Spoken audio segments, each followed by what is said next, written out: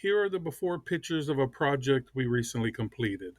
The original estimate was to patch and repaint the artificial rock. Upon closer inspection, it was determined that the rock needed to be rebuilt due to the extensive leaking and cracking. New rebar was tied, reinforcement placed, shotcrete, and paint. Upon completion of the rock work, the customer decided to add replaster, tile, and redoing of the beach entry. The beach entry received Cool Blue Pebble Sheen. The plaster interior is Blue Quartz, Just before and I the tile retired, installed was I Aquabella was Turquoise. working Let us know how you 12-hour think it days, turned 7 out. days a week.